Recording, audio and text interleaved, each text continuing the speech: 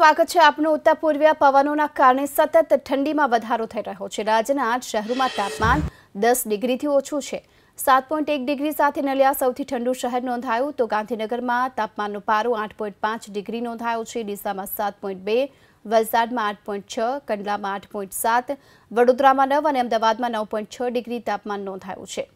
શિયાળાની ઋતુ અંતિમ તબક્કામાં પહોંચી છે। એવામાં હવે શિયાળો તેનો અસલી પરચો પણ બતાવી રહ્યો છે। છેલ્લા કેટલાક દિવસોથી રાજ્યમાં કાતિલ ઠંડી પડી રહી છે। પ્રતિદિન વધારો પણ થઈ રહ્યો છે।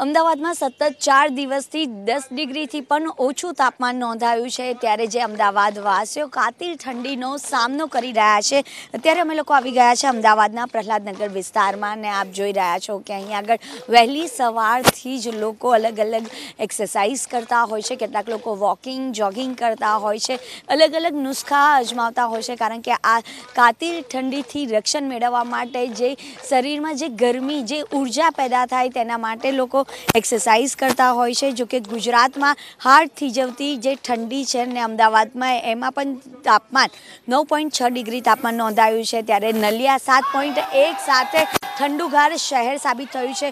उत्तर भारत में थयेला हिमवर्षा अने उत्तर पूर्वना दिशामां जे पवनोना पगले गुजरात में कातिल ठंडीनुं जोर पकड़ायुं छे अने हवामान विभागे पण आगाही करी छे कि गुजरात में सामान्य करता आ वखते जे वधारे ठंडी लोकोने अनुभवाई रही है। खास करीने पश्चिम हिमालयना कातिल ठंडा पवनो देशना मध्य अने पश्चिम दिशा में वहेताना होवाना कारणे आ वखते ठंडी में वधारो अनुभवाई रह्यो छे। जो कि हाल में पश्चिम हिमालय तरफ जे वेस्टर्न डिस्टर्बन्स सक्रिय थयुं छे अने ते मध्य पाकिस्तान अने तेनी साथे ज राजस्थान में साइक्लोनिक सर्क्युलेशन सक्रिय बन्युं छे। तेना कारणे जे उत्तरना जे पवनो छे ते अंतराय बनशे अने एना कारणे जे गुजरातना लोको अत्यारे ठंडी अनुभवाई रह्या छे। परंतु हवामान विभागे आगाही करी छे कि आगामी 2 दिवस में गुजरात में ठंडी में आंशिक राहत मळशे।